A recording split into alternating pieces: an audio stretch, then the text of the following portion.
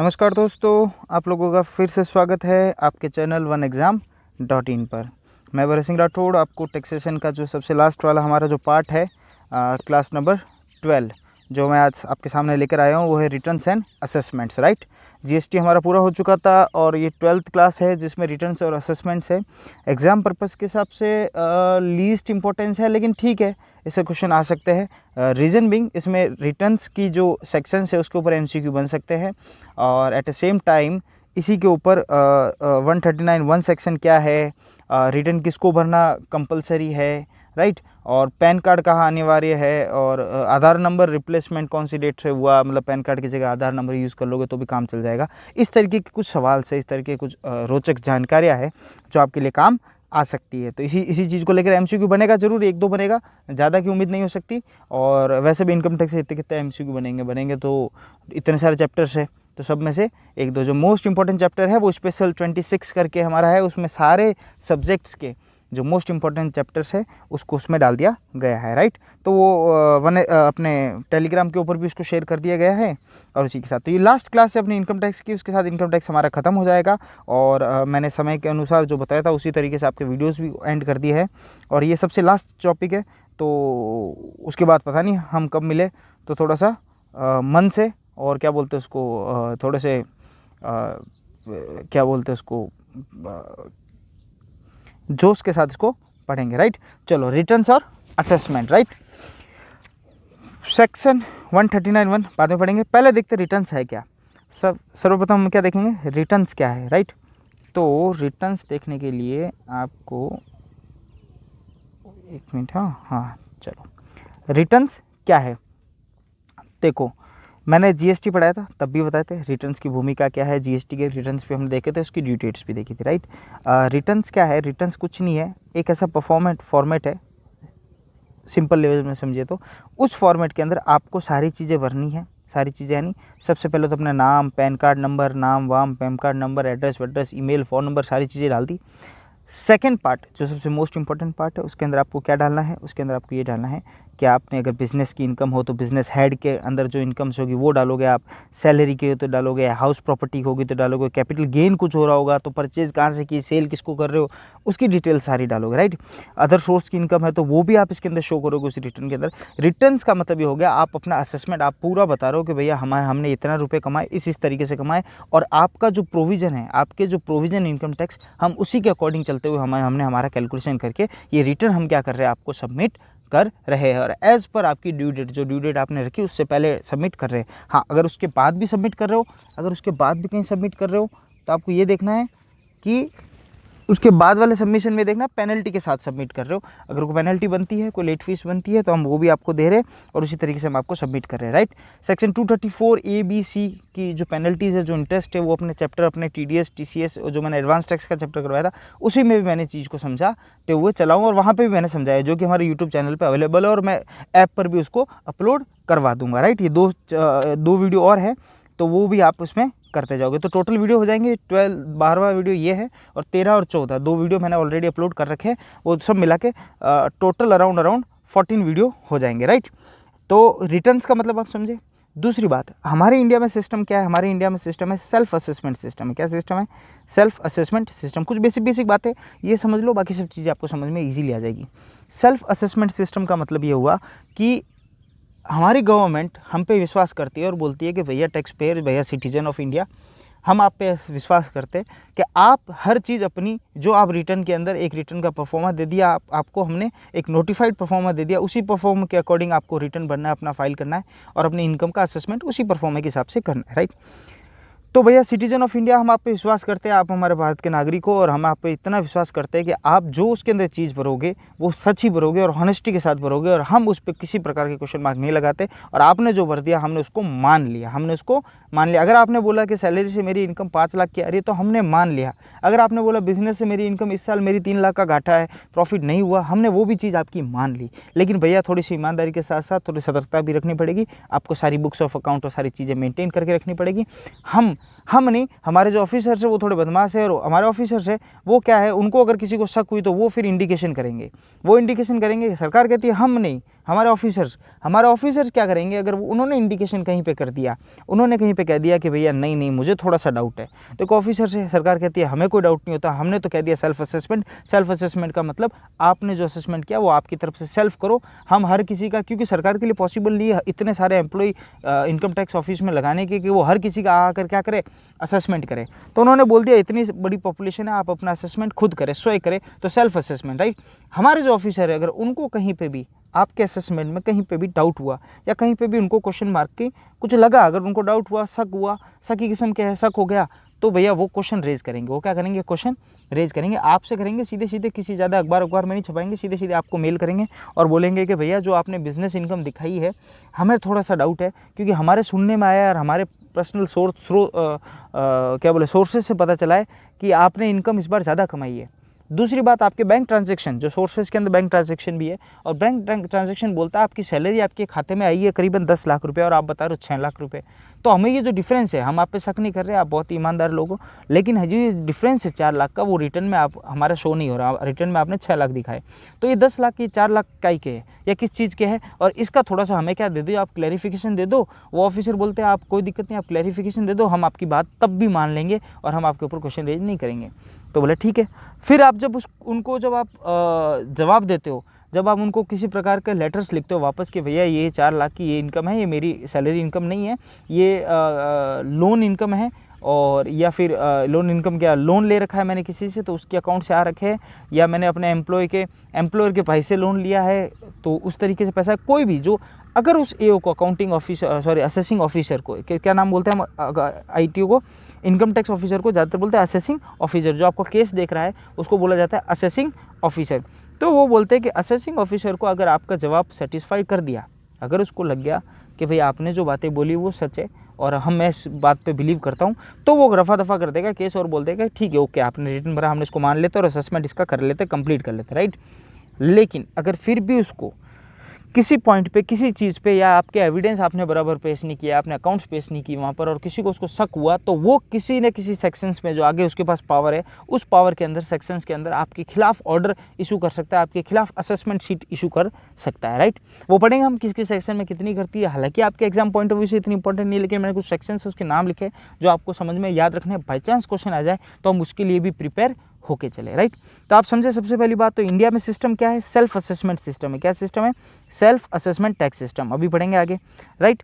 तो रिटर्न्स, अब समझ में आया मेरी बात, रिटर्न्स क्या है, असेसमेंट क्या है। असेसमेंट की मैंने बताया था आपको कंप्यूटेशन करना, दूसरा नाम क्या बोल दूँ इसका, कंप्यूटेशन करना। कंप्यूटेशन का मतलब जो चीज़ आपने भरी है, जो चीज़ आपने फाइल की है, जैसे एग्जामिनेशन फॉर्म आपने भरा एओ के लिए, या जो भी जूनियर अकाउंटेंट के लिए जो भी एग्जाम है उसके लिए आपने क्या भरा, एग्जामिनेशन फॉर्म भरा। तो एग्जामिनेशन फॉर्म वो कहाँ जाएगा, गवर्नमेंट के जो एजेंसी है उसके पास जाएगा, जो भी एग्जाम करवा रही है, वो उस फॉर्म को क्या करेंगे, रीड करेंगे, इंस्ट्रक्शन सारे देखेंगे, फॉर्म नाम वाम सब पता वता सब देखेंगे ना, आपका सब कुछ ब्यौरा जो आपने भरा है, उसके बाद वो सारी चीज़ें जांच पड़ताल करेंगे ना, उस जांच पड़ताल को ही असेसमेंट कहा जाता है, उस जांच पड़ताल को ही क्या कहा जाता है, असेसमेंट कहा जाता है। समझे मेरी बात।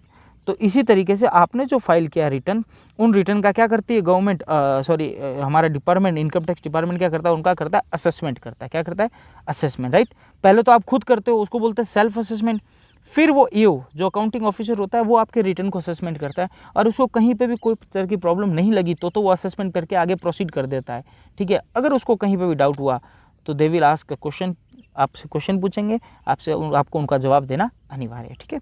चलो समझते हैं, शुरू समझते हैं। मैंने आपको बेसिक सारी चीज़ें, स्टोरी, एक पिक्चर की स्टोरी सारी बता दी है, अब उसको थोड़ा सा प्रोविजन में समझते हैं। सेक्शन 139(1) क्या बोलता है, ये assessee required to file return of income compulsory. Section 139(1) में किस में पावर दे रखा है, सेक्शन 139(1) बोलता हूँ, यानी सेक्शन 139 सबसेक्शन 1, उसके सबसेक्शन 1 में क्या दे रखा है, उसके सबसेक्शन 1 में पावर दे रखा है, रूल दे रखा है, प्रोविज़न दे रखा है, और एक नियम बना दिया कि भैया असेसी है तो इन असेसी को अपना रिटर्न भरना अनिवार्य है, बिना उनकी इनकम चाहे क्या हो, टैक्सेबल हो या ना हो, उनको रिटर्न भरना जरूरी है, उनको असेसमेंट अपने एक फॉर्म भरना जरूरी है। सीधी सी बात। किन किन को, सारी कंपनीज और फर्म है, जितनी भी इंडिया में कंपनीज और फर्म रजिस्टर्ड होती है उन सबको अपना इनकम टैक्स रिटर्न भरना ही भरना है, number 1। Number 2, a person being resident having any asset located outside, यानी वो बंदा, वो पर्सन जिसकी है तो रहता है इंडिया में, सब कुछ है उसके पास, सब कुछ चल रहा है, सब काम काज सब इंडिया में, लेकिन उसकी किसी प्रकार की असेट, यानी किसी प्रकार की क्या असेट क्या हो, उसकी संपत्ति कहाँ हो, बाहर, इंडिया के बाहर कहीं पे भी लोकेटेड हो, चाहे किसी प्रकार की हो, वो लोकेटेड असेट्स है उसकी इंडिया से बाहर, तो उसको भी रिटर्न भरना पड़ेगा और उस असेट का ब्यौरा इस रिटर्न के अंदर देना पड़ेगा। तो दो आदमी आपको ध्यान रखना है, एक तो कंपनीज और फर्म को तो भरना ही भरना है, दूसरा वो सारे पर्सन जो रेजिडेंट इन इंडिया हो लेकिन उसकी असेट किसी प्रकार की असेट क्या हो, लोकेटेड आउटसाइड इंडिया हो, तो उसको भी भरना। तीसरा, इंडिविजुअल HUF, BO, AOP और BOI कोई भी हो, whose total income exceed the basic exemption limit, यानी इंडिविजुअल हो, बोर्ड ऑफ इंडिविजुअल्स हो, AOP हो, HUF हो, कोई भी हो, समझ रहे हो, हिंदू अनडिवाइडेड फैमिली हो, किसी प्रकार का कोई भी हो, सारे ले लेता हो उसके अंदर, लोकल अथॉरिटी भी ले लो, सारे हो जाओ, ठीक है, लोकल अथॉरिटी को तो भरना ही भरना है। अगर इनकी टोटल इनकम अगर एक्सीड कर जाती है किससे, बेसिक एग्जाम्पशन लिमिट से। अच्छा, बेसिक एग्जाम्पशन लिमिट कितनी है सर, वो तो आपने शुरू में पढ़ा दी टैक्स रेट के साथ, 2.5 लाख रुपए। कितनी, 2.5 लाख, यानी अगर आपकी टोटल इनकम 2.5 लाख से बढ़ती है, 2.5 लाख से ऊपर होती है, तो आपको अपना इनकम टैक्स रिटर्न भरना अनिवार्य है, मैंडेटरी है, कंपलसरी है और ज़रूरी है। समझे मेरी बात, यानी आपकी बेसिक एग्जाम्पशन लिमिट इंडिया में कितनी है कि 2.5 लाख रुपए चल रही है अभी वर्तमान में, तो 2.5 लाख से ऊपर अगर आपने इनकम कमाई, टोटल इनकम, तो आपको रिटर्न भरना जरूरी है, सिंपल सी बात। तो 3 तरीके के लोग अभी तक याद किए, ऐसा आदमी जिसकी एसेट बाहर, इंडिया से बाहर लोकेटेड हो, या कंपनीज और फर्म है उनको तो भरना ही रिटर्न, और ऐसा आदमी जो रेजिडेंट इंडिया हो लेकिन उसकी इनकम 2.5 लाख से ऊपर हो, तो उसको रिटर्न भरना ही भरना जरूरी है, ठीक है। चौथा कौन लोग है, एनी पर्सन, ये लोग भी है जिनको भी रिटर्न सेक्शन 139(1) में कंपलसरी कर दिया कि इन लोगों को भी रिटर्न भरना जरूरी है। Any person has deposited more than 1 crore और मोर इन करंट अकाउंट, अगर आपने करंट अकाउंट में 1 करोड़ या उससे ज़्यादा का जमा करवा दिया, डिपॉजिट करवा दिया, चाहे आपका कोई बिजनेस है और उस बिजनेस में आपका लेन देन 1 करोड़ या उससे ज़्यादा का हो गया, यानी आपने 1 करोड़ या उससे ज़्यादा का डिपॉजिट करवा दिया पूरे साल के अंदर, तो आपको इनकम टैक्स रिटर्न भरना पड़ेगा। हाँ, कोई दिक्कत नहीं, अगर आपकी इनकम टैक्सेबल नहीं है तो उसमें दिखा दो, अगर आपको बिजनेस में घाटा है तो भी दिखा दो, पर रिटर्न तो फाइल करना पड़ेगा, आपको पहली रो में आना पड़ेगा, रिटर्न फाइल करना पड़ेगा, कितना, 1 करोड़ से ज़्यादा अगर डिपॉजिट हो, ठीक है।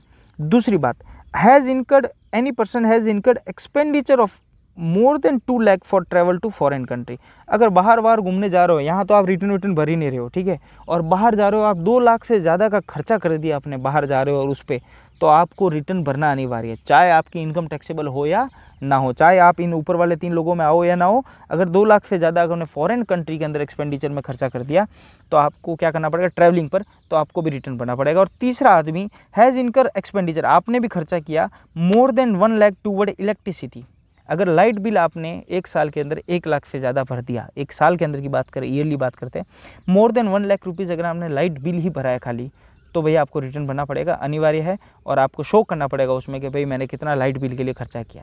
यानी अगर आपने ट्रैवल किया है बाहर फॉरेन कंट्री में और 2 लाख से ज़्यादा बिल हुआ, अगर आपने लाइट बिल भरा है 1 लाख से ज़्यादा सालाना बिल हो गया आपका, तो भी आपको रिटर्न भरना, चाहे कि इनकम टैक्सेबल हो या ना हो, और या फिर आपने पूरे साल के अंदर 1 करोड़ से ज़्यादा डिपॉजिट करंट अकाउंट के अंदर करवा दिया, तो भी आपको रिटर्न भरना ही पड़ेगा। तो देखो भैया, MCQ बन सकता है, जो आपके ऊपर MCQ बन सकते हैं वो इनके ऊपर बन सकते हैं। सवाल आ सकता है कि कितना करंट अकाउंट में डिपॉजिट हो, तो आपको याद रखना चाहिए 1 करोड़। यह आ सकता है इलेक्ट्रिसिटी पे खर्चा कितना हो आपका, तो 1 लाख रुपए, और फॉरेन ट्रैवल पे कितना हो तो 2 लाख रुपए, तो मैंने रेड में कर रखा है, तो इसके ऊपर MCQ बन सकता है। या फिर 139(1) किस सेक्शन के अंदर पावर दिया मैंडेटरी रिटर्न बनने का, तो आपको याद रहना चाहिए सेक्शन 139(1) के अंदर, 139(1) के अंदर, समझो मेरी बात। अच्छा, ड्यू डेट, रिटर्न भरने की जो ड्यू डेट है, जो आखिरी डेट है रिटर्न भरने की, वो रिटर्न भरने की डेटें कहाँ दे रखी है, वो भी सेक्शन 139(1) के अंदर ही दे रखी है। तो आपको इसका भी सवाल आ जाएगा, due date of filing of return की फाइलिंग ऑफ रिटर्न की ड्यू डेट किस सेक्शन में दे रखी है, तो उसका भी आंसर क्या है, 139(1) है, 139(1). तो क्या ड्यू डेट है वो पढ़ लेते हैं। अगर कंपनी है, अगर ऑडिटेड पर्सन है, अगर ऑडिटेड फर्म है, कौन, कंपनी है, ऑडिटेड फर्म है या ऑडिटेड पर्सन है, समझो मेरी बात। ऑडिटेड कौन होते हैं, जिनका सर आपने बताया था 44AB के अंदर, हमें थोड़ा थोड़ा याद है, 44AB में बताया था फर्म को ऑडिट करानी अनिवार्यता है, किसको, जिसके फर्म या पर्सन को जिसका 1 करोड़ से ऊपर क्या हो जाए, टर्नओवर हो जाए, उनको ऑडिट करना जरूरी है। और किससे करवाएंगे, बाय ए चार्टर्ड अकाउंटेंट, बाय ए चार्टर्ड अकाउंटेंट, समझो मेरी बात। तो हर उस कंपनी को जिनकी 1 करोड़ से ऊपर टर्नओवर, उनको ऑडिट करानी है, CA से ऑडिट करानी है। और फिर बोलता है जो ये फर्म ऑडिट कराने एलिजिबल हो जाती है, उनको अपना रिटर्न, या वो कंपनी हो, कंपनी में कोई लिमिट नहीं है, कंपनी होते ही ऑडिट, उसका अपना रिटर्न, ऑडिटेड फर्म को अपना रिटर्न, ऑडिटेड पर्सन को अपना रिटर्न, 30 सितंबर ऑफ असेसमेंट ईयर से पहले जमा करवाना है। ये ड्यू डेट दे रखी है किसमें, सेक्शन 139(1) के अंदर। कब से, 30 सितंबर of assessment year. Assessment year जैसे वर्तमान में असेसमेंट ईयर कौन सा चल रहा है कि सर वर्तमान में फॉर एग्जांपल 20-21, मैं 20-21 लेके चल रहा हूँ, हालांकि अभी कौन सा चल रहा है, अभी 21-22 चल रहा है, ठीक है। लेकिन अपन को दोनों याद रखना है, रीज़न भी एग्जाम पोस्टपोन्डेड हो जाती है, आगे आगे चली जा रही है, तो आपको दिक्कत हो जाएगी कि भाई कौन सा असेसमेंट में है, तो दोनों लेके चलो ना, अपने क्यों रिस्क लेना, इतना से तो करना है, चेंज करना है, ठीक है। अब इस चीज़ को लेके मेरा सिर मत खाने लग जाना कि सर असेसमेंट ईयर कौन सा रहेगा, सर प्रीवियस ईयर कौन सा रहेगा, सर ये रेटें याद रखे, सर वो रेटें याद रखे, तो इन चीज़ों को लेकर आप मत करना। आप तो इतनी सी चीज़ ध्यान रखो कि 21-22 और 20-21, ठीक है। अच्छा, इसी चीज़ पे एक सवाल आया था, इसी चीज़ पर एक क्वेश्चन आया था बच्चे का, मुझे बार बार पूछ रहे, एनुअल पब्लिकेशन के लिए सर आपने एनुअल पब्लिकेशन की जो बुक्स है उस पर आपने डेप्रिसिएशन 100% बताया, कितना बताया, 100%। बार बार ये सवाल आता है, तो मैं एक एक को जवाब नहीं दे सकता पहली बात तो, पर मैंने उस जो भी ये जो बच्चे थे उनको मैंने एक आध बच्चे को बोला भी है, 1-2 बच्चों को, कि मैं आपके क्वेश्चन को क्लास के अंदर कंसीडर करूँगा। तो आप ये ध्यान रखना, आप कोई क्वेश्चन रेज करो तो क्वेश्चन रेज कर दो, चाहे वो क्वेरी चैट पे बॉक्स पे करो, चाहे कमेंट बॉक्स में करो, क्वेश्चन रेज करके थोड़ा छोड़ दो, थोड़ा समय दीजिए। हर चीज़ आपको इंस्टेंट चाहिए तो भैया इतने लोग रोबोटिक लोग मेरे पास नहीं बैठे कि मैं आपको हाथों हाथ जवाब दूँ, है ना। तो आप थोड़ा सा संयम रखिएगा, थोड़ा सा आप समय दीजिए। हाँ, मैंने आपको पहले भी बोला था, मैं सारे कमेंट्स पढ़ता हूँ, मैं किसी की कोई रिक्वेस्ट जो मेरी पॉसिबिलिटी होगी मैं उसको सॉल्व करूँगा, उसको आपके लिए हाजिर करूँगा। जो हमारे लिए होगा हम फ्लेक्सिबल होते हैं, जो चीज़ हमारे लिए होती है हम वो कर पाते हैं, ठीक है। पर कुछ पॉलिसी है जो कि स्ट्रिक्ट है, वो उसको फॉलो करना ही पड़ेगा, उसको हमारी कंपनीज़ की पॉलिसी होगी उसको हमें फॉलो करना ही पड़ेगा, राइट। दूसरी बात, जैसे आपके क्वेश्चन है उनको आप वहाँ पे डाल दीजिए, 100% मैं उसको कंसीडर करूँगा। नहीं करता तो आप उस क्वेरी में आप मुझे रिमेंबर कराने के लिए आप मुझे 3-4 दिन बाद वापस मैसेज कर सकते हो, सर मेरे क्वेश्चन के मेरी क्वेरी का रिजॉल्व नहीं हुआ। ऐसा नहीं, बच्चे क्या करते हैं, हाथों क्वेरी डालते हैं, उसके 10 मिनट सर क्या हुआ, सर एनी अपडेट, सर क्या हुआ। अरे भैया आप रुक तो जाओ, आपने क्वेरी डाली, कम से कम मुझे 1-2 दिन का समय तो दो, क्यों इतने सारे बच्चे इतनी सारी चीज़ें उसको क्वेरी और दूसरे भी काम, तो क्वेरी देखते समय लगता है, ठीक है। ये पर्टिकुलर मेरे नहीं कह रहा मैं, आपके कोई भी सब्जेक्ट हो, कहीं पे भी हो, आप दुनिया के किसी भी कोने में हो, थोड़ा सा संयम बरते, आपको चीज़ अच्छी मिलेगी, है ना। अगर आपने ऐसे इस तरीके से किया तो बहुत सारी फैकल्टीज़ है मार्केट में, बहुत सारे टीचर्स हैं जो इंस्टेंट रिप्लाई भी दे देंगे आपको, लेकिन उनके नॉलेज का, उनके बेस का आप खुद ही लगा लेना, क्या बोले, असेसमेंट आप खुद ही कर लेना उनका, ठीक है। मैं किसी के बारे में कुछ नहीं बोलूँगा, आप खुद ही असेसमेंट कर लेना। तो आप थोड़ा सा संयम रखें, अगर कोई चीज़ अच्छी चाहिए आपको तो थोड़ा सा आपको संयम रखना पड़ता है ना, है ना, समझ रहे हो मेरी बात। तो महादेव जी का मंदिर आपके हर गली में हर जगह मिलेगा आपको, शिव जी का मंदिर, राइट है। लेकिन लोग अमरनाथ क्यों जाते हैं, केदारनाथ क्यों जाते हैं, बद्रीनाथ क्यों जाते हैं, समझ रहे हो मेरी बात। तो सॉरी, केदारनाथ और अमरनाथ क्यों जाते हैं, कारण क्या, और मेन अमरनाथ क्यों जाते हैं, इतने दुख पाकर क्यों जाते हैं अमरनाथ, कारण ये है कि वहाँ पे क्या है, पर्चा है, क्या है वहाँ पे, पर्चा है, वहाँ पे जाने से मन्नतें पूरी होती है। लेकिन शिव जी तो वो सेम ही है, आप किसी गली में जाओगे तो वहाँ पे भी शिव जी का मंदिर है, वहाँ पे भी आप सब कुछ कर सकते हो, लेकिन फिर भी अमरनाथ जाने की चाहत की होती है या केदारनाथ जाने की चाहत की होती है। कारण है कि आपको लगता है वहाँ पे थोड़ा पर्चा मिलेगा, लेकिन वहाँ जाने के लिए थोड़ी कठिनाई उठानी पड़ती है, थोड़ा संयम रखना पड़ता है, समझो मेरी बात। तो आप ये समझो मेरी बात, इस बात को अपने दिमाग में बिठाओ कि कोई चीज़ का समय लगता है वो चीज़ अच्छी मिलती है, ठीक है। तो 100% बुक एनुअल पब्लिकेशन की डेप्रिसिएशन का आपने मुझसे सवाल पूछा कि सर आपने डेप्रिसिएशन बताया, 100% बुक का बताया, तो भैया एक चीज़ ध्यान रखना कि सर वो तो 40% हो गया है, लिमिट कर दिया, डेप्रिसिएशन तो 40% से ज़्यादा नहीं मिलेगा, लिमिट कर दिया। तो अब हम 100% पढ़े या 100% पढ़े, आपने बताया जो पढ़े, भैया दोनों पढ़ के जाओ। कारण क्या है, अगर सवाल में, अगर क्वेश्चन में, ऑब्जेक्टिव में 4 ऑप्शन आए और वहाँ पे 100% लिखा हुआ है और 40% लिखा हो तो आप 40% को टिक कीजिएगा, नंबर 1, क्योंकि वो लेटेस्ट है, वो क्या है, लेटेस्ट है। लेकिन पुरानी रेट अभी भी क्या चल रही है, 100%, क्या चल रही है, 100%। और मैं इसके आपको अभी कुछ नहीं बता सकता कि जो एग्ज़ाम करवा रहा है जो एजेंसी, वो एजेंसी किस रेट्स को फॉलो करते हुए चलेगा। तो हमें यहाँ पे क्या लेते चलना है, अगर 40% दे रखी है और 100% दे रखी है तो आपको 40% क्लिक करना है। और ऐसे इसी क्वेश्चन में नहीं, कहीं पे भी किसी भी सब्जेक्ट के अंदर आप होते हो, लेटेस्ट चीज़ जो आपको है वो आपको टिक करनी है। इतनी भी लेटेस्ट मत करना कि कल परसों आ रखी है और आप उसको एप्लीकेबल कर दो किसमें, हमारे 20-21 असेसमेंट ईयर के अंदर, राइट। तो आपको ये चीज़ ध्यान रखनी है, अगर 40% है तो 40% ही करोगे आप, ये आपका सॉल्यूशन है, 40% ही करोगे। अगर 40% नहीं दिखेगा, ऐसा कई बार होता है और ऐसा हो भी सकता है आपके एमसीक्यू में कि जब एनुअल पब्लिकेशन बुक्स का डेप्रिसिएशन का क्वेश्चन आ गया एमसीक्यू और वहाँ पे 40% आपको दिखेगा ही नहीं, तब आपके हाथ पैर फूल जाएंगे कि अब क्या करें। तो नन ऑफ दिस मत करके आ जाना, वहाँ 100% दिखे तो 100% को क्लिक कर देना, क्योंकि वो पुरानी तरीके से चल रहा है, समझो मेरी बात। जैसे विंड मिल है तो विंड मिल पे पहले 60% 100% होता था, फिर 60% आया, 40% आया। तो आपको इस चीज़ से लेते हुए चलना पड़ेगा कि भैया लेटेस्ट क्या है उसको भी याद रखना है और रेगुलर क्या चल रही है उसको भी याद रखना है, समझे मेरी बात? आई होप मेरी इस बात से आपका प्रॉब्लम की सॉल्यूशन हुई होगी। जो बच्चे मुझे पूछ रहे थे उनकी सॉल्यूशन हुआ होगा। अगर नहीं होता है अगर फिर भी आपको डाउट होता है तो क्वेरी बॉक्स में डालिएगा। लेकिन एक चीज़ ध्यान रखिएगा, जितने आप स्मूथ और क्लियर रहोगे हर चीज़ को लेकर, उतने आपके पास होने के परसेंटेज बढ़ जाएंगे। मैं तो सिंपल सी बात बोलता हूँ, ठीक है। जितने आप उलझे हुए रहोगे हर चीज़ में, उतने आपके परसेंटेज कम होते जा रहे हैं। आपकी भले कितनी तैयारी हो, आपके परसेंटेज कम होते जा रहे हैं, क्योंकि एमसीक्यू एक ही आएगा डेप्रिसिएशन का अगर आया तो। लेकिन वो एक एमसीक्यू में अगर आपने इतनी सारे उलझने क्रिएट कर ली तो आपके लिए क्या हो जाएगा, आपके लिए हो जाएगा वो उलझन आपके लिए प्रॉब्लम बन जाएगी और आगे जाके आपके दूसरे क्वेश्चन सॉल्व नहीं हो पाएंगे, ठीक है। देखिएगा इसको, इस बात को समझिएगा, ठीक है। तो 30 सितंबर ऑफ द असेसमेंट ईयर, तो मैं कहाँ पढ़ा रहा था, मैं पढ़ा रहा था कि असेसमेंट ईयर फॉर एग्जांपल 20-21 है अपने पास। तो प्रीवियस ईयर कितना हुआ सर, 19-20, ये तो हमें पता है, बेसिक सवाल है। तो 20-21, जब आप 20-21 में कोई रिटर्न फाइल करोगे तो उस रिटर्न असेसमेंट ऑफ अपने रिटर्न की इनकम का ब्यौरा कब का दोगे, कि सर प्रीवियस ईयर का देते हैं जिसको हम फाइनेंशियल ईयर भी बोलते हैं, और इसका ब्यौरा हम 19-20 का ब्यौरा अब देंगे, यानी मार्च 2020 तक का ब्यौरा हम 21-22 में देंगे, ठीक है। तो उसकी ड्यू डेट क्या हो जाएगी रिटर्न भरने की, तो भैया जैसे ही आप मार्च खत्म होगा, अप्रैल आया, तो कि सर अप्रैल आते ही हम क्या ब्यौरा दे देंगे पिछले महीने का, आपकी मर्जी, आप जल्दी देना चाहते हो जल्दी दे दो। अप्रैल, मई, जून, जुलाई, अगस्त, सितंबर, कितने महीने मिलेंगे आपको, 6 महीने मिलेंगे। कितने महीने, 6 महीने तक अपना रिटर्न भर दीजिए। यानी ड्यू डेट दे दी उन्होंने 30 सितंबर ऑफ द असेसमेंट ईयर, तब तक आप अपना रिटर्न भर दीजिए। ये हमारी ड्यू डेट है, हम आपको अलाउ करते हैं और आप अपना रिटर्न भर दीजिए। उसके बाद आप नहीं भर सकते हो, लेकिन क्या हो जाएगा, लेकिन होगा पेनल्टी या लेट फीस, जो भी एप्लीकेबल होगा उस साल में उस तरीके से होगा। समझे मेरी बात? तो जो पर्सन है ऑडिटेड पर्सन से, ऑडिटेड फर्म से और कंपनी है, तो उनकी डेट क्या कर दी 30 सितंबर। अगर अच्छा इनके अलावा कोई लोग है तो उनकी डेट क्या है, तो भैया उनकी डेट है 31 जुलाई। 31 जुलाई का मतलब हुआ मार्च खत्म हुआ, उसके बाद अप्रैल, मई, जून और जुलाई आपको दिए भैया 4 महीने। यानी ये जो नॉर्मल रिटर्न होता है ना, जो ऑडिटेड नहीं हो, 1 करोड़ के नीचे वाले हो आप और मैं, जो नॉर्मल पर्सन होते हैं, जो एकदम मिडिल क्लास लोग होते हैं, ठीक है, तो आप लोगों के लिए समय है, या इन 3 लोगों को छोड़ते हुए जो भी लोग हैं उनके लिए समय कितना है, 31 जुलाई से पहले आप भर दो। उसके बाद भरोगे तो पेनल्टी इंटरेस्ट जो भी लगेगा वो लगेगा। आई होप ये बात, ड्यू डेट आपको याद रहेगी। 2 ड्यू डेट 101% इंपॉर्टेंट पार्ट कर देता हूँ या लिख देता हूँ मैं, इंपॉर्टेंट ड्यू डेट आपको याद रखनी है, ठीक है। 2 ही तो है, 30 सितंबर और 31 जुलाई, ठीक है। 30 नवंबर है, उसको आपका यहाँ कोई रेलिवेंसी नहीं है, 2 ही है, ठीक है। अब रिटर्न खाली इनकम टैक्स रिटर्न जो फाइल करते हो आप, जो अपना रिटर्न असेसमेंट करते हो, खाली वही रिटर्न नहीं होता मार्केट में, रिटर्न्स और भी कई तरीके होते हैं। एक रिटर्न आता है आपको, अच्छा नॉर्मल रिटर्न जो फाइल करते हो वो किस में करेंगे सर, वो तो हमें याद हो गया 139(1) में करेंगे। किस में करेंगे सर, 139(1) में करेंगे। ये तो हमें सेक्शन हमने एकदम मतलब क्या बोले, याद कर ली, रट ली, जो बोलो जो शब्द बोलो हमने इसको अपने दिमाग में बिठा ली।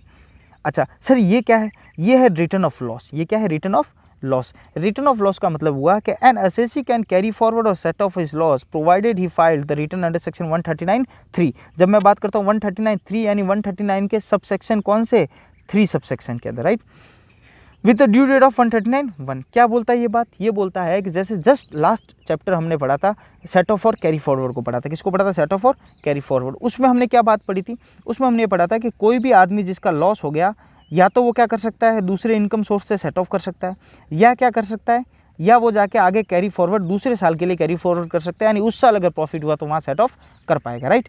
लेकिन ये कर कब पाएगा, ये पावर कर सकता है, लेकिन ये करने के लिए उसको कब पावर मिलेगा, तो गवर्नमेंट ने कह दिया, डिपार्टमेंट ने कह दिया, इनकम टैक्स ने कह दिया कि वो पावर तभी मिलेगा जब आप सेक्शन 139(1) के अंदर रिटर्न ऑफ लॉस भरोगे। यानी अगर आपने रिटर्न नहीं भरा तो लॉस का फ़ायदा नहीं मिलेगा। अब अगर प्रॉफिट हुआ तो यहाँ रिटर्न भरवा के 139(1) के अंदर आ जाओगे आप।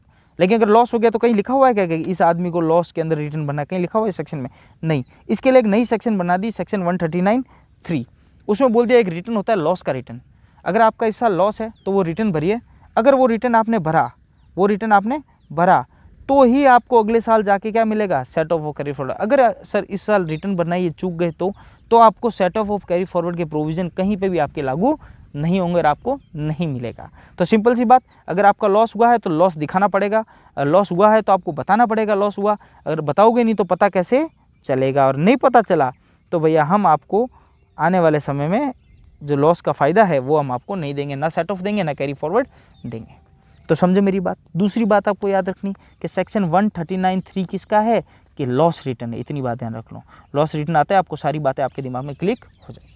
ठीक है, एमसीक्यू बनेंगे इन पे, एमसीक्यू जिसमें बनेंगे कम से कम 2 एमसीक्यू बनेंगे, और बनने के चांसेस है, बनने के चांसेस इसलिए है, या तो पूछ सकता है ड्यू डेट, या पूछ सकता है सेक्शन 139(1) किस चीज़ के लिए, या पूछ सकता है ड्यू डेट किस में है, या पूछ सकता है आपको क्या कि रिटर्न ऑफ लॉस के सेक्शन क्या है, या सेक्शन 139(3) किस चीज़ का है, तो आपको याद होना चाहिए वो रिटर्न ऑफ लॉस का है। ऐसे कैसे सेक्शन आता है 139(4), देखो सीरीज में चल रहा है, 1 आ गया था, 139(4). अच्छा, ये जो लॉस का रिटर्न है इसकी सर कोई ड्यू डेट है क्या? इसकी वही ड्यू डेट है जो 139(1) की थी, वही ड्यू डेट है, यानी ये 30 सितंबर और 31 जुलाई यही ड्यू डेट है, और इसी ड्यू डेट के अंतर्गत आपको लॉस का भी रिटर्न फाइल करना है।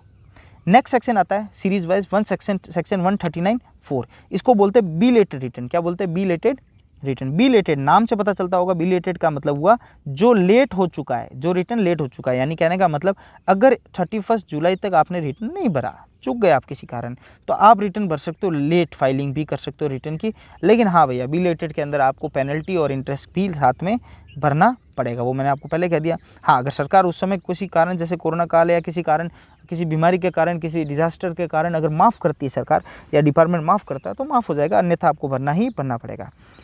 A return for any previous year which has not been furnished within the time limit may be filed at any time before the। अगर टाइम लिमिट पे फाइल नहीं कर पाए तो आप कभी भी कर सकते हो, लेकिन इसका भी रिलेटेड का एक टाइम लिमिट है।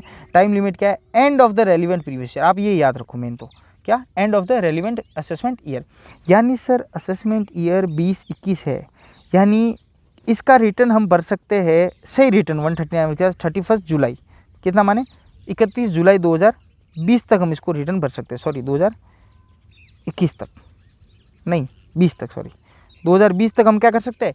इसका रिटर्न भर सकते हैं, राइट। यानी मार्च खत्म हुआ, उसके बाद हम क्या कर सकते हैं? अप्रैल, मई, जून, जुलाई और अगस्त, अप्रैल, मई और जून और जुलाई तक भर सकते हैं। अगर जुलाई तक बाई चांस मिस हो जाता है रिटर्न भरना, या किसी कारणवश हम क्या कर सकते हैं, उसको मिस कर जाते हैं, तब उसका रिटर्न कब भरे? तब उसका रिटर्न हम भर सकते हैं इस असेसमेंट ईयर के एंड तक, इस असेसमेंट ईयर के रेलिवेंट असेसमेंट के एंड तक, यानी हम भर सकते हैं। अगर मार्च जुलाई में आप चूक गए तो आप भर सकते हो 31 मार्च 2021 तक जाके आप इसका रिटर्न भर सकते हो, और वो रिटर्न कहलाएगा आपका बिलेटेड रिटर्न कहलाएगा। क्या कहलाएगा? Belated return. अच्छा सर, तो नीचे ये क्या लिखा हुआ आपने कि end of the relevant assessment year और completion of assessment year which ever is earlier, ये क्या है? कई बार क्या होता है कि आपका, जैसे आपने 31 जुलाई तक रिटर्न नहीं भरा, कारणवश आप भरना भूल गए, और आप बहुत बड़ी पार्टी या डिपार्टमेंट की नज़र में आप आ चुके हो, तो जुलाई निकल गया, अगस्त निकल गया, सितंबर को क्या किया? सितंबर में एओ ने, जो अकाउंटिंग ऑफिसर है आपका रेलिवेंट, उसने आपके वार्ड का जो भी अकाउंटिंग ऑफिसर है, उसने आपको एक नोटिस दे दिया और बोला कि भैया आपने रिटर्न नहीं भरा है, और आपकी इनकम इतनी है, और हमने बैंक अकाउंट और यहाँ से हमारे सोर्स से पता चला कि आपकी इनकम इतनी है और आपने रिटर्न नहीं भरा, इसका जवाब दीजिए। अब ये क्या स्टार्ट कर दिया उसने आपके खिलाफ? असेसमेंट स्टार्ट कर दिया। क्या कर दिया? असेसमेंट स्टार्ट कर दिया। किसने? अकाउंटिंग ऑफिसर ने।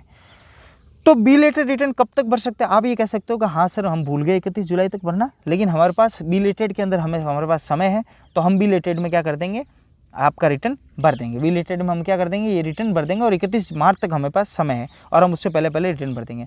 अगर एओ सेटिस्फाई हो गया तो ठीक बात है, लेकिन अगर एओ को शक हो गया, जैसे विजय माल्या या मेहुल चौकसी या कोई इस तरीके का लोग निकल गए, आप नीरव मोदी या कुछ भी, तो इनकम टैक्स बोलेगा देख भैया मुझे तेरे पे 1% भरोसा नहीं है, तू एक काम कर, जहाँ खड़ा है वहीं से रिटर्न भर, 2 पुलिस वाले और भेज रहा हूँ और वो हाथों हाथ रिटर्न भराएगा, मैं बिलेटेड का इंतजार नहीं करूँगा, तू अभी रिटर्न भरेगा। तो वो हाथों हाथ रिटर्न भर जाता है, तो वहीं उसका असेसमेंट क्या कर देते हैं, वो जो भी पेनल्टी भरवानी है रिटर्न भरवा के टैक्स ले लेते हैं, और वहाँ असेसमेंट उसका कंप्लीट कर देते। क्या कर देते? असेसमेंट कंप्लीट कर देते। तो ये बोलता है बिलेटेड रिटर्न की ड्यू डेट क्या होगी?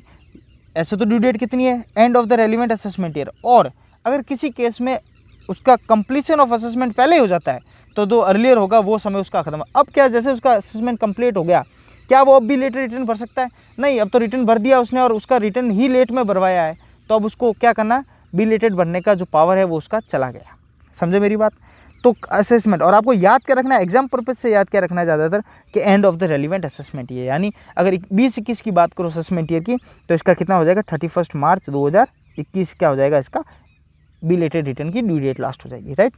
चलो नेक्स्ट, सेक्शन 139(5), ये क्या है? इसको बोलते हैं रिवाइज रिटर्न। क्या बोलते हैं इसको? Revise return. क्या है रिवाइज रिटर्न? पढ़ेगा जरा। इफ़ एनी ओमिशन यानी कोई लिखना या कोई किसी तरह के डाटा आप लिखना ही भूल गए, चूक गए आप, या any wrong statement is discovered, अगर आपने इन रिटर्न यानी रिटर्न में आपने जो 139(1) के अंदर जो रिटर्न भरा है उसमें कोई चीज़ आपने गलत लिख दी या प्रिंटिंग मिस्टेक हो गया, भरते समय कोई चीज़ आपकी मिस हो गई, आप चाहते नहीं हो जानबूझ के लेकिन भूल गए आप लिखना, या इनकम थोड़ी जीरो ज़्यादा लग गया, 4 लाख के पीछे 40 लाख हो गया, तो किसी कारणवश आपने मिस्टेक हो गया आपसे, ठीक है, या तो 139(1) के रिटर्न में, या फिर आपने जो लेट रिटर्न भरा है 139(4) में बिलेटेड रिटर्न, उसके अंदर भी तो मिस्टेक हो सकती है। ह्यूमन एरर तो कहीं पे भी हो सकता है। इस तरीके का कोई एरर हो गया आपका, अर्थमेटिकल मिस्टेक हो गया, किसी भी तरह का कोई एरर हो गया, तो आपको एक मौका और दिया जाता है रिवाइज रिटर्न का। तो आप क्या कर सकते हो, रिवाइज रिटर्न में be filed by the assessee at any time before. आप रिवाइज रिटर्न, आपको पता चल गया कि मेरे से मिस्टेक हो गया, तो आप क्या कर सकते हो, कई बार ये बता देता है कि आपने जो रिटर्न भरा है उसमें आपने मिस्टेक कर दी है, आप रिवाइज रिटर्न फाइल कर दीजिए। तो आप वो रिवाइज रिटर्न फाइल कर सकते हो, तो उसका समय सीमा है, उससे पहले करना पड़ता है। तो रिवाइज रिटर्न आप फाइल कर सकते हो वही समय जो बिलेटेड रिटर्न का समय है, end of the relevant assessment year या completion of assessment which ever is earlier.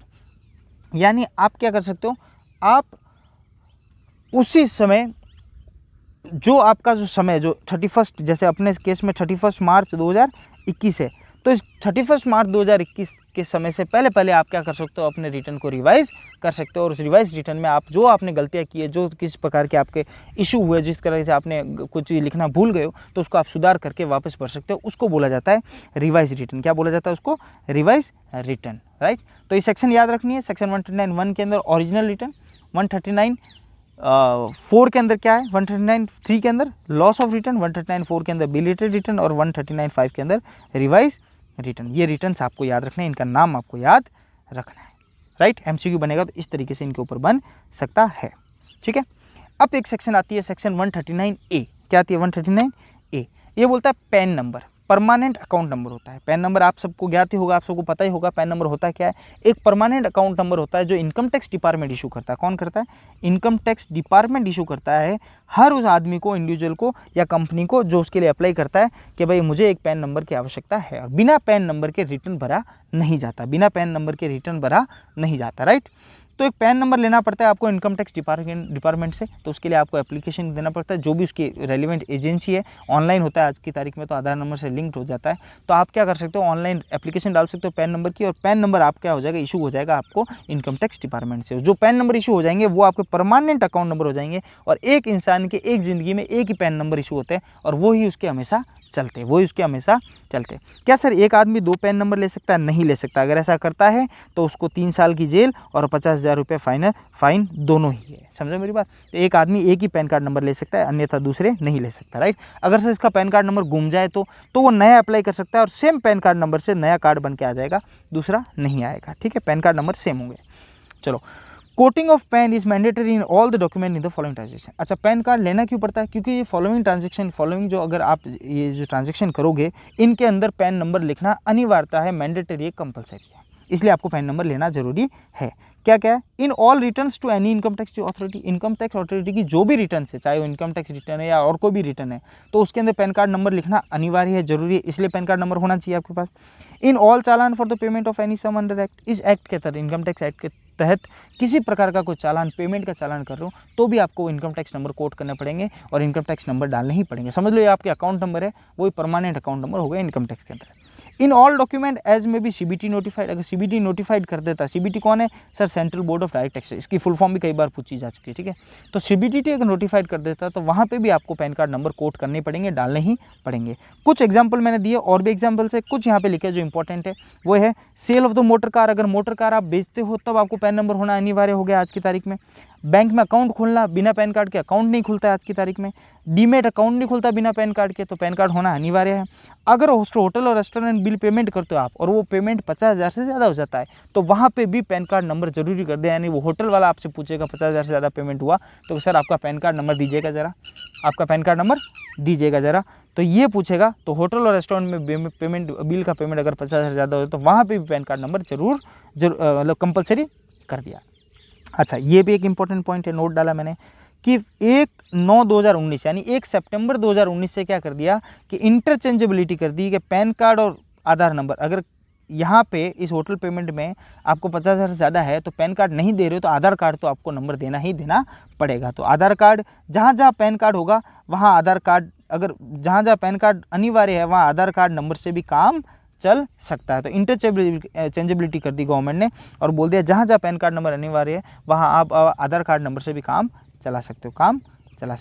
I hope ये बात समझ आएगी। इंपॉर्टेंट क्वेश्चन आ सकता है कि कौन सी डेट से लागू किया गया था और क्या ऐसा हो सकता है, तो आपका आंसर होना चाहिए यस। फिर ये नई सेक्शन, ये सेक्शन कौन सी थी, सेक्शन 139A। अब आई 139AA। ये नया आया कि भाई आधार कार्ड नंबर भी अब डालना जरूरी हो गया, जहाँ जहाँ पैन कार्ड डालते थे वहाँ आधार कार्ड नंबर भी डाल दो। तो उन्होंने बोल दिया जहाँ जहाँ पैन कार्ड डालोगे, पैन कार्ड की जगह आधार कार्ड लिख दोगे तो पैन कार्ड दोनों लिखने की जरूरत नहीं है। एक तो ये नियम कर दिया 1/9 से। फिर इन्होंने बोल दिया कि जो पैन कार्ड लेने जाओगे ना, जब आप to be quoted by every person on और आफ्टर 1/7/2017 के बाद से ये नियम लागू किया, ये सेक्शन ही तब आई। और बोल दिया in application for allotment PAN card, इन्होंने बोल दिया आप कुछ मत करो, आप पैन कार्ड का जो एप्लीकेशन करते हो ना, पैन कार्ड अप्लाई के लिए, उसी में आधार कार्ड नंबर अनिवार्य कर दो। तो आधार कार्ड होगा तो पैन कार्ड बनेगा, नंबर 1। नंबर 2, जब आधार कार्ड होगा तो पैन कार्ड हो गया तो इंटरलिंक हो गया आपस में, ठीक है। और नंबर 3, जहाँ जहाँ पैन कार्ड होगा वहाँ आप आधार कार्ड से भी काम कर सकते हो, पैन कार्ड की अनिवार्यता नहीं रहेगी क्योंकि ये दोनों आपस में इंटरलिंक हो गए। तो सेक्शन 139AA किसके लिए, क्या coating of Aadhaar card mandatory कर दिया और बोल दिया कि पैन कार्ड जब भी अप्लाई करोगे उसमें आधार कार्ड नंबर होना ही चाहिए, यानी पहले बनाओ आधार कार्ड फिर करो अप्लाई पैन कार्ड के लिए, राइट, ठीक है। चौथी बात, सेल्फ असेसमेंट के लिए बात कह चुका हूँ। सेक्शन 140A किस में दे रखा है, सेक्शन 140A में दे रखा है सेल्फ असेसमेंट, जिसकी मैं बात पहले ही कर चुका हूँ इस वीडियो के स्टार्टिंग में। तो सेल्फ असेसमेंट का मतलब है कुछ नहीं, आप अपना असेसमेंट खुद कीजिए। बस इस चीज़ का ध्यान रखिए कि return should be filed, return जो फाइल कर रहे हो आफ्टर टेकिंग इनटू अकाउंट, जो रिटर्न फाइल कर रहे हो आप इन चीज़ों को आप थोड़ा सा अपने साथ लेते हुए चलिए। एक चीज़ और बोल रखी थी उसमें, क्या चीज़ है, अगर आपने कोई टैक्स भरा है तो उस रिटर्न के अंदर टैक्स का अमाउंट लिख दीजिए कि इतना मैंने पेड कर दिया है, कितना, इतना अमाउंट पेड कर दिया है। दूसरी बात, अगर कोई TDS VDS आपका कटा हुआ है तो उस TDS की डिटेल भी उस रिटर्न के अंदर डाल दीजिए। और अगर कोई एडवांस टैक्स आपने दे रखा है तो वो भी डाल दीजिए। और अगर आपने कहीं सेट ऑफ और कैरी फॉरवर्ड ऑफ लॉसेस है, आपका क्या है, पिछले साल का लॉस है जो इस साल आपका प्रॉफिट हो रहा है और आप बोल रहे हो इस साल मेरा 6 लाख का प्रॉफिट है लेकिन मैं इस पर टैक्स नहीं दूंगा क्योंकि पिछले साल मेरा 10 लाख का लॉस है, तो इस रिटर्न में आपको दिखाना पड़ेगा लेस। जैसे इस साल का प्रॉफिट हो गया ना, इनकम हो गया 10 लाख हो गया, तो आपको यहाँ ये 6 लाख हो गया, तो पिछले साल का लॉस है तो लेस लास्ट ईयर का लॉस, ये आपको दिखाना पड़ेगा। यहाँ पे लास्ट ईयर का लॉस करके 6 लाख लेस करने, यहाँ पे करना पड़ेगा 0 ऐसे। तो इस साल के रिटर्न में दिखाना पड़ेगा कि पिछले साल लॉस है उसको मैं सेट ऑफ कर रहा हूँ, कैरी फॉरवर्ड करके सेट ऑफ कर रहा हूँ, और ये सेट ऑफ और कैरी फॉरवर्ड कब मिलेगा, जब पिछले साल जब ये लॉस था तब आपने लॉस का रिटर्न भरा हुआ होना चाहिए, तभी ये इस साल आके सेट ऑफ होगा, अन्यथा नहीं होगा। सेक्शन 139(3) के अंदर हमने ये बात पढ़ी थी, समझे मेरी बात। तो सेल्फ असेसमेंट के अंदर सेक्शन 140A के अंदर ये बातें बोली हुई है कि आप जब रिटर्न भरो तो इन चीज़ों का आप विशेषकर ध्यान रखते हुए चलोगे, ठीक है। उसके बाद section 140 signing authority, income tax कहता है कि हर रिटर्न के नीचे एक साइन का बॉक्स होगा, चाहे वो आप साइन करो चाहे ई फाइलिंग करो, आजकल ई वेरिफिकेशन करो, क्या कर दो, ई वेरीफाई कर दो। आजकल नया नियम कर दिया ई वेरीफाई। ई वेरीफाई का मतलब हुआ जो साइन कर रहा है उसके आधार नंबर पर OTP आएगी और OTP वहाँ दे दो तो ई वेरीफाई हो जाएगा। साइन करके वहाँ, पहले तो क्या होता था, इनकम टैक्स रिटर्न जो हम भरते थे नीचे साइन करवाते थे, साइन करवा के वो रिटर्न जाता था कहाँ पे, ऑनलाइन भरा जाता था, उसके बाद जाता था कहाँ, बेंगलुरु जाता था, और बेंगलुरु जाके बेंगलुरु जो इनकम टैक्स डिपार्टमेंट ऑफिस है मेन सेंट्रलाइज सिस्टम है, वहाँ जाके क्या होता था, इसको सबमिट होता था और प्रोसेस हो जाता था। अब सिस्टम बंद कर दिया, आप बोल दिया कि आपको भेजने की जरूरत नहीं है, आप ई वेरीफाई करा लो, आधार OTP से करवा लो, हम मान लेंगे। पर आधार OTP किसका, जो अथॉरिटी साइनिंग अथॉरिटी है उसी का। अच्छा, तो कौन कौन होगा साइनिंग अथॉरिटी, तो लिख दिया इन्होंने सेक्शन 140 के अंदर, बोल दिया कि इंडिविजुअल है तो वो खुद ही साइनिंग अथॉरिटी होगी, इंडिविजुअल का रिटर्न है। अगर किसी फर्म का है तो जो ऑथराइज पार्टनर होगा, उस फर्म में उसकी तरफ से साइन होंगे, उसकी तरफ से ई वेरीफाई होंगे। HUF है तो सीधी सी बात है, जो करता है वो करेगा। और अगर कोई कंपनी है तो मैनेजिंग डायरेक्टर करेगा उस कंपनी का, जो MD होगा वो करेगा। अगर वो किसी कारणवश अवेलेबल नहीं है या वो नहीं है, वो पोस्ट खाली हो चुकी है किसी भी कारणवश, तो वहाँ का कोई भी डायरेक्टर होगा उस कंपनी का, वो भी ई वेरीफाई कर सकता है, रिटर्न को ई वेरीफाई कर सकता है, ठीक है। तो याद रखना कि इसके ऊपर भी MCQ बन सकता है कि बताइए इंडिविजुअल कंपनी के अंदर साइनिंग अथॉरिटी कौन है, तो MD दे रखा है तो MD ही करना है। लेकिन अगर क्वेश्चन में ये दे रखा है कि MD कारणवश जिस जगह खाली है, अब बताओ कौन है उसका लिए, तो आपका आंसर होना चाहिए एनी डायरेक्टर, कोई भी डायरेक्टर हो सकता है, राइट, ठीक है। यहाँ तक तो बात की हमने सेक्शन 140 के अंदर साइनिंग अथॉरिटी, ठीक है। अब कुछ असेसमेंट अदर भी लिखे, अदर असेसमेंट की भी जानकारी मैं आपको देते हुए चलता हूँ। क्या है अदर असेसमेंट, अदर असेसमेंट बोला है सेक्शन 3 असेसमेंट है जिनका सिर्फ नाम आपको बता रहा हूँ, सेक्शन बता रहा हूँ ताकि MCQ आ जाए तो आप उसको सॉल्व कर सको। तो सेक्शन 3 तरीके का असेसमेंट है, ठीक है। नंबर 1 है सेक्शन 143(3), याद कैसे रखें, 143 3 सेक्शन याद रखनी है, 144 और 147। अब एओ जो होता है ना असेसिंग ऑफिसर, उसके पास पावर होता है कि अगर उसको कहीं पे भी डाउट हो आपके रिटर्न भरना जो असेसमेंट आपने भरा है, तो कुछ सवाल जवाब कर सकता है। अगर सवाल जवाब करने के बाद भी उसका डाउट साउंड नहीं होता तो वो क्या करता है, वो सेक्शन 143 के 3 के अंतर्गत, इसका नोटिस की सेक्शन अलग है, तो 143 के अंतर्गत क्या करता है, वो स्क्रूटनी असेसमेंट का एक नोटिस इशू करता है। क्या करता है, स्क्रूटनी असेसमेंट। इसका नोटिस इशू करने के भी सेक्शन अलग है। बार बार मैं कह रहा हूँ, कुछ बच्चे चार्टर्ड अकाउंटेंट वाले बच्चे हैं तो वापस इसमें क्वेश्चन ना खड़ा करें। सेक्शन नोटिस का सेक्शन अलग है, मैं यहाँ पे बात कर रहा हूँ जो आपके इशू, जो आपके एमसीक्यू बनेगा एग्जाम में, सिर्फ वही बातें याद रखें क्योंकि मेरे पास दूसरे बच्चे भी बहुत ज़्यादा हैं। तो सेक्शन 143 सबसेक्शन 3 के अंतर्गत स्क्रूटनी असेसमेंट का पावर किसके पास है, अकाउंटिंग ऑफिस। स्क्रूटनी का नाम से पता चलता होगा आपको, स्क्रूटनी का मतलब जो रेड वेड मारते हैं ना, ये आके रेड मारते हैं, स्क्रूटनी बुक्स ऑफ अकाउंट, पहले तो एक नोटिस देते हैं, बोले बुक्स ऑफ अकाउंट सारी लेकर आओ, कहाँ, ऑफिस लेकर आओ हमारे।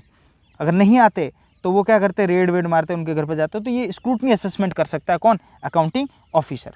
दूसरा पावर उसके पास है, पहली बात तो क्या वो ऐसे बोलेगा कि भाई आओ आओ लेकर आओ हमारे यहाँ पे डॉक्यूमेंट लेकर आओ और ये चीज़, फॉर एग्जांपल एसएससी डॉक्यूमेंट लेके चला भी जाता है, या फिर उसके नोटिस की वो क्या करता है, तौहीन कर देता है, आता ही नहीं है, समय सीमा पर आता ही नहीं, उसके फ़ोन भी नहीं उठाता, राइट। तो उस एओ के पास क्या पावर है, उस एओ के पास दूसरा पावर है कि वह सेक्शन 144 के अंदर वो क्या कर सकता है, बेस्ट जजमेंट असेसमेंट कर सकता है। क्या कर सकता है, best judgment. Best judgment assessment के अंतर्गत क्या होता है, वहाँ पे अकाउंटिंग ऑफिसर करता है, मेरे जजमेंट के हिसाब से जो रिटर्न आपने भरा है, ये तो हो गया सेल्फ असेसमेंट, जो रिटर्न आपने भरा है उसमें ये इनकम जैसे 6 लाख दिखाई है, मेरे हिसाब से इनकम 12 लाख होनी चाहिए। यहाँ आपने टैक्स आपका जो 3 लाख का टैक्स बनाए, मेरे हिसाब से 6 लाख का टैक्स होना चाहिए। और ऐसा करके एक नोटिस इशू कर देता है और रिटर्न अपनी तरफ से, और डिमांड कह देता है कि 3 लाख आपने भर दिए और बाकी के 3 लाख कब दोगे बताओ मुझे, और डेट देता है इतने दिन के बीच में 3 लाख रुपये विद पेनल्टी और जमा करवा दीजिए। तो फिर हम बोलते हैं कि अरे यार ये तो हुआ ही नहीं, तो हमने आपको एक नोटिस इशू किया, इसके अंतर्गत आपको डॉक्यूमेंट लाने का बोला, आप लाए या नहीं लाए, या लाए तो हमें उससे सेटिस्फाई नहीं हुआ, और 144 में के अंदर मैंने कह दिया बेस्ट जजमेंट असेसमेंट कर दिया, राइट। कई बार क्या होता है, एसएससी के अकाउंटिंग ऑफिसर से चूक जाती है और 2 3 4 साल बाद, 3 साल फॉर एग्जाम्पल 3 या 4 साल बाद क्या होता है, उसको पता चल जाता है कि यार इसने तो क्या हुआ, किसी केस में पकड़ा जाता है तो बोलता है इसके पुराने साल के भी रिटर्न निकालो, तो इसने तो हर जगह चोरी की है, क्योंकि इतने सारे इनकम टैक्स पेयर है, सबके ऊपर नज़र रखना तो मतलब हो नहीं पाता ना, पॉसिबल नहीं है कि सबके ऊपर आप नज़र रखो और आँख के नीचे चोरी ना हो। आँख के नीचे चोरी होनी है क्योंकि लोग इतने सारे, तो कहीं ना कहीं चोरी, लेकिन कहीं वो पकड़ा जाता है तो हम इनकम टैक्स एओ अकाउंटिंग ऑफिसर क्या करता है, फिर सेक्शन 147 के अंदर इनकम एस्केपिंग असेसमेंट करता है। क्या करता है, इनकम एस्केपिंग असेसमेंट, यानी ये बोलता है कि पिछली बार कई ऐसी इनकम है जो एस्केप हो गई यानी चूक गई हमसे, उसका भी असेसमेंट कर सकता है। और उसके पास पावर है कि पिछले 16 साल तक जाकर, कितना आप याद रखो, 16 साल है, 6 साल है, 4 साल, ऐसे अलग अलग ईयर्स है, लेकिन आप ध्यान रखो हाईएस्ट है कि 16 ईयर तक जाकर वो क्या कर सकता है, पुराने जितने भी डॉक्यूमेंट है उसको क्या कर सकता है, 16 साल तक के जितने भी डॉक्यूमेंट है या जितने भी ईयर चले गए जो इसकी नज़रों से निकल चुके, उनको भी वापस खोल सकता है और उनके ऊपर भी नोटिस पेनल्टी सारी चीज़ें डाल सकता है। समझे बात। तो ये 3 तरीके के पावर एओ है, असेसमेंट है एओ के पास, अकाउंटिंग ऑफिसर के पास। सेक्शन 143(3) के अंदर स्क्रूटनी, पहले स्क्रूटनी करवा सकता है उसके डॉक्यूमेंट्स की। 144 के अंदर बेस्ट जजमेंट कर सकता है, और 147 के अंदर क्या कर सकता है, इनकम एस्केपिंग असेसमेंट कर सकता है। अगर कोई पकड़ा गया तो उसके पुराने रिटर्न्स भी खोल सकता है। तो ये मैं इसलिए पढ़ा रहा हूँ कि क्वेश्चन इसके ऊपर भी आ सकते हैं, थोड़ा हाई लेवल का, लेकिन इसके ऊपर भी क्वेश्चन बन सकते हैं। तो आई होप मेरी आज की क्लास आपके लिए इंपॉर्टेंट और अच्छा रोल निभा रही होगी। रीजन बिंग इनकम टैक्स को लास्ट में जाके समझा जाता है रिटर्न्स और असेसमेंट के अंदर। तो सेक्शन ये है जो आपको याद रखनी है, मैंने इंपॉर्टेंट एस्पेक्ट भी बता दिया। इन सेक्शन का सिर्फ नाम याद रख लोगे आप तो भी बहुत है, तो भी काम बन जाएगा। आपको सेक्शन याद रख लोगे तो भी काम बन जाएगा, राइट। इसी के साथ हमारी इनकम टैक्स की क्लास पूरी होती है, और आई होप जितनी भी मैंने क्लास ली आपकी यूज़ रही होगी। जितने भी बच्चे जो रेगुलर यूट्यूब पे मेरी क्लास को रेगुलर फॉलो कर रहे हैं टाइम अनुसार, तो उनको भी मेरी तरफ से बहुत बहुत धन्यवाद, साधुवाद। और आप लोगों के काम आई हो तो आप भी नीचे थैंक यू लिखेगा, धन्यवाद लिखेगा कमेंट्स के अंदर। और कमेंट्स के अंदर ये मेरी लास्ट क्लास है, तो आप जितना भी इसमें अप्रिशिएट कर सकते हो कीजिएगा। हमारी टीम को इससे मोटिवेट मिलता है, हमारी टीम इससे, आपके कमेंट्स पढ़ती है सारी, और इस कमेंट से मेरी पूरी टीम है, जो भी है सारे सब्जेक्ट्स के जितने फैकल्टीज़ है वो सारे के सारे, प्लस जितनी टीम पीछे बैक ऑफिस पे वर्क कर रही है, वो सब क्या होती है, खुश होती है और मोटिवेट होती है, और आपके लिए और अच्छे कंटेंट लाने की कोशिश करती है और अच्छी चीज़ लाने की कोशिश करती है। एक नई टेस्ट सीरीज़ भी हम लॉन्च कर रहे हैं जिसमें MCQ टेस्ट सीरीज़ है, तो आप ऐप पे जाके उसको भी देखिएगा, राइट। और मैं वापस आपको कह रहा हूँ, आपकी कोई क्वेरीज हमसे मिस हो गई हो तो हम आपसे माफ़ी चाहते हैं, लेकिन हम हर क्वेरी को आपके कवर करके चलने की कोशिश करते हैं, जितनी हमारे बस में होती है उतनी, राइट। और बाकी आप क्वेरी सेक्शन में, आप चैट सेक्शन में डाल ही सकते हो, उसकी प्रॉब्लम सॉल्व हो ही रही है। कुछ क्वेश्चंस है जो बच्चे काफ़ी कहते हैं सर इसका सॉल्यूशन करके दीजिए, ये करके दीजिए, तो नॉट पॉसिबल मेरे लिए इतना सॉल्यूशन करके दूंगा। हाँ, आप स्पेसिफिक कोई प्रॉब्लम पूछिए, मैं आपको 100% बताऊंगा, आने वाली क्लास में बताऊंगा, राइट। इसके बाद जैसे ये क्वेश्चन ये हमारे इनकम टैक्स का खत्म होता है, GST का खत्म होता है, एक लाइव सेशन भी रखेंगे, उसके अंतर्गत आप एक समय के बाद उसके अंतर्गत आप जो भी प्रॉब्लम्स होगी आप मेरे से लाइव इंटरेक्शन भी कर सकते हो, और उस इंटरेक्शन के अंदर हम सारी बातें डिस्कस करेंगे, क्या किसी का कोर्स कितना रह गया है, कितना कैसे पढ़ना है, कैसे स्ट्रेटेजिकली वर्क करना है। आप अपनी तरफ से पूरी तैयारी कर लीजिए, किसी के भरोसे ना रहे, लेकिन उसके बाद भी अगर कहीं पे भी किसी तरीके से होगा तो एक लाइव सेशन रख लेंगे अपन, उसके अंदर आपकी प्रॉब्लम्स भी लूँगा मैं जितनी ले सकूँगा, और उसके अंदर आपकी प्रॉब्लम सॉल्व करने की कोशिश भी करूँगा। और ऐसे ही अपना प्यार oneexam.in को देते रहिए, और thank you so much watching के लिए, और आप हमेशा से खुश रहिए और ऐसे तरक्की करते रहिए। धन्यवाद।